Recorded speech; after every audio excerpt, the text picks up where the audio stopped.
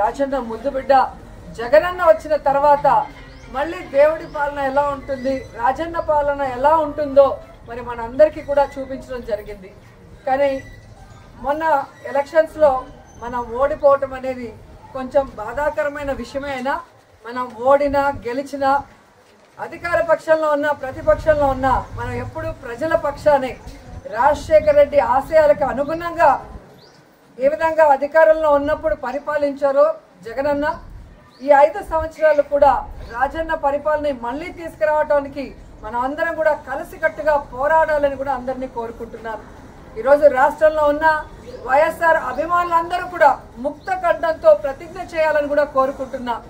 రాజన్న పాలన మళ్ళీ రావాలి, రాజన్న బిడ్డ మళ్ళీ ముఖ్యమంత్రి అవ్వాలి, మళ్ళీ పేదవాళ్ళ ప్రజల మొహాల్లో చిరునవ్వు రావాలి, వాళ్ళ కష్టాలు దూరం అయ్యే విధంగా మనం అందరం కలిసికట్టుగా పనిచేయాలని కోరుకుంటూ. ఏం మాట్లాడేవు రోజా? అంత దారుణమైన మాటలు మాట్లాడవచ్చా? అధికారం అనేది శాశ్వతమా? నువ్వు కట్టుకున్న పట్టు చీర, నీ చీర కింద ఉన్నటువంటి పీట వెళ్ళేటప్పుడు తీసుకెళ్ళి కూర్చుంటానికి, అధికారాన్ని కింద పెట్టుకుని కూర్చుంటానికి కాదు కదా. మొత్తం ఉప్పదీశాడు కదా, మొత్తం లాగేశాడు కదా. ఇప్పుడు ఏంటి నీ బతుకు చూడు? పెళ్లి కూతురు ఈమె కానీ డ్రెస్ మాత్రం ఈవిడది కాదండి అనేది అయ్యిందా? అనవసరమైన మాటలు మాట్లాడుకోకూడదు. ఇక ఆంధ్ర తెలంగాణ విషయాలు అయితే బోర్డులను ఉన్నాయండి. ఒకటి కాదు, మనకి విద్యుత్ బిల్లులు రావాలి. అవి ఇంతవరకు 5 ఏళ్ళు మీరు అధికారంలో ఉండి వసూలు చేయాల.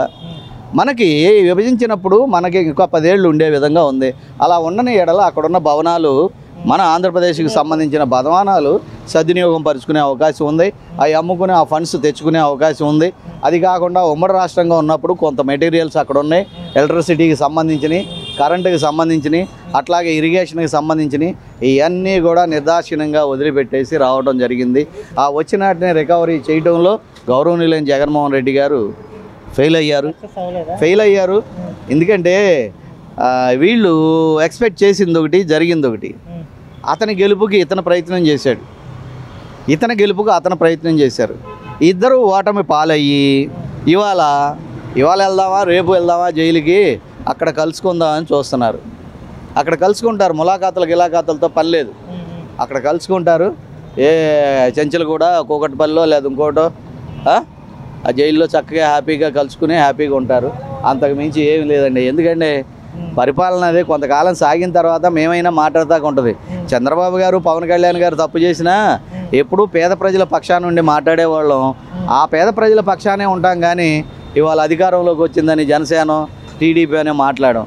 ఇవాళ ప్రజలు కోరుకున్న గౌరవాన్ని, ప్రజలు చూపిన నిర్ణయాన్ని మనం గౌరవించాలి. వీబీఎంలు తప్పు, ఇంకోటి తప్పు, పాము దూరింది లేదు, మాకు ఓట్లు పగలలేదు కాబట్టి మేము పగలగొట్టామని చెప్పి మీ ఎమ్మెల్యే చేసిన తప్పుని నువ్వు ఆ విధంగా సమర్థించి మాట్లాడతాం అనేది జగన్మోహన్ రెడ్డి గారు, మీకు నిజంగా పిన్నెల్లి రామకృష్ణారెడ్డి మీద ప్రేమ ఉందో లేదు, మీ వాయిస్ను కూడా విట్నెస్గా తీసుకుని, మీరు ఇచ్చిన పబ్లిక్ వాయిస్ను కూడా విట్నెస్గా తీసుకుని రేపొద్దున గౌరవనీయులైన జడ్జి గారు అతనే ఇలా మాట్లాడాడు, వాళ్ళ ఎమ్మెల్యే చేయలేదంటానికి లేదు కాబట్టి the court is believe we have give the 5 years conversion to the Pinnelli అంటే నువ్వేం చేయగలవు చెప్పు? పోయేది ఆయనేగా. ఇలాంటివి మాట్లాడొద్దండి. Wait and see. 6 నెలలు టైం ఏముంది కూటమికి, ఎంతవరకు తీసుకొస్తారో ఏంటో చూద్దాం. ఆ తర్వాత మీతో కలిసి అవసరమైతే మేము కూడా ఈ ప్రభుత్వం మీద పోరాటం చేస్తామని తెలియజేస్తాం. అంటే ఫైనల్గా ఎంపీ అవినాష్ రెడ్డి కడప నుంచి పోటీ చేసి గెలుపొందడం జరిగింది. ఇప్పుడు అతను రాజీనామా తర్వాత అదే స్థానంలో జగన్మోహన్ రెడ్డి గారు పోటీ చేయాలన్న ఆలోచనలో ఉన్నారన్నట్టుగా కూడా తాజాగా వార్తలు అయితే వస్తున్నాయి కదా. ఒకవేళ జగన్మోహన్ రెడ్డి గారు మళ్ళీ ఎంపీగా పోటీ చేస్తే ఏంటి అల్టిమేట్గా ఏమనుకుంటున్నారు, ఏం జరగబోతుందంటే ఏం చెప్తారు? ఇదంతా మీడియా వాళ్ళు సృష్టించేటటువంటి పుకార్లండి. పుకార్లు 100%.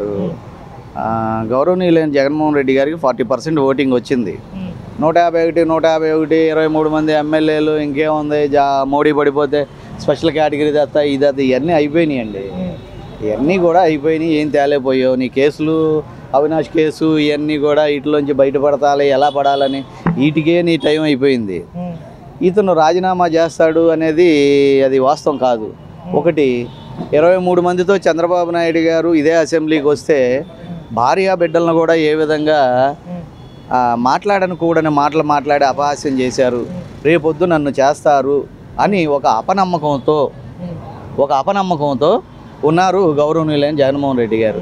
ఇప్పుడు ఇందాక చెప్తూ ఆగా 2 సార్లు ఓడిపోయిన, గెలిచిన ఒక్క రాపాక వరప్రసాద్ వెళ్ళిపోయిన, ఏ విధంగా రాష్ట్రంలో ఉండి గ్రామం తిరిగి వారాహి యాత్రలు చేసుకుని రకరకాల పూజలు చేసుకుని నీ బడిత పూజ ఎలా చేశాడో పవన్ కళ్యాణ్ 40% ఉన్నటువంటి నీ ఓటింగ్ జగన్మోహన్ రెడ్డి ఇప్పుడుకైనా గుర్తుపెట్టుకో. నీకు అనేక సంవత్సరాల క్రితం చెప్పా, సెకండ్ క్యాటర్ని చంపేశావు, సెకండ్ క్యాటర్ని వదిలేసావు, అక్కడే నువ్వు చేసిన తప్పు అయింది, దానివల్లే నువ్వు ఓడిపోవటం జరిగింది.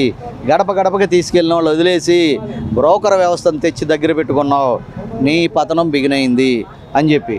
అట్లాగే ఇవాళ ఏ ఉద్యోగాలు ఇచ్చానన్న వాలంటీర్లు లేరు, సెకండ్ క్యాటరు లేదు, నీ ఎమ్మెల్యేలు లేరు, నీకు సలహాలు ఇచ్చే సలహాదారులు లేరు 45 మంది, నీ ఎంపీలు లేరు, నీ ఎమ్మెల్యేలు అంతకన్నా లేరు.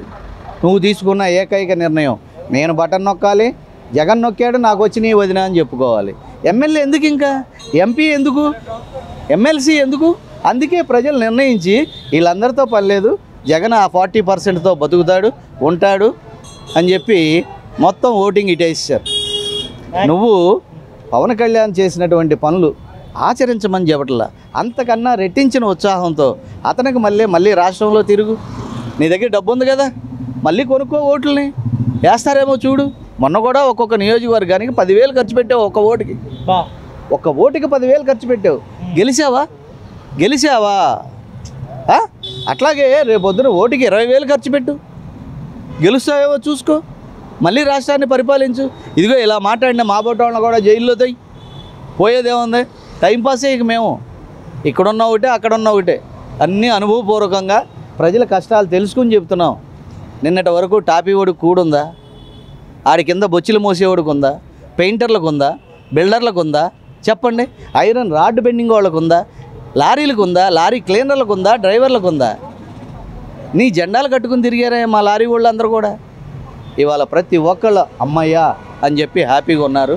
కొన్నాళ్ళు చూడు, ఈ ప్రభుత్వాన్ని కూడా చూసిన తర్వాత సమయం 100% ఇవ్వాలి జగన్ గారు.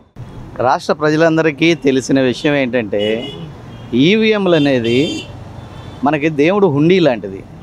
ప్రతి ఒక్క భక్తుడు, ఓటర్ అనేటటువంటి భక్తుడు, ఆ దేవుడు ఎవరు మంచివాడు ఏంటి, ఎవరైతే మమ్మల్ని సత్ప్రవర్తనతో పరిపాలించగలడు, ప్రజల కోసం ప్రజల చేత ఎన్నుకోవటానికి ఉపయోగించేటటువంటి ఈవీఎంని ధ్వంసం చేయటం నేరం కాదని చెప్పి పబ్లిక్గా ఒక మాజీ ముఖ్యమంత్రి వర్యులు చెప్పారు. ఆయన దృష్టిలో అది నిజంగానే నేరం కాదు. ప్రత్యక్షంగా బంధువులను కూడా చూడకుండా హత్యలు చేసినటువంటి వారికి, చేయించిన వారికి ఈ చిన్న చిన్న విషయాలు నేరాల కింద ఎలా వస్తాయి? అది స్మాల్ మిస్టేక్, అది మిస్టేక్. అందులో పాము దూరిందంట.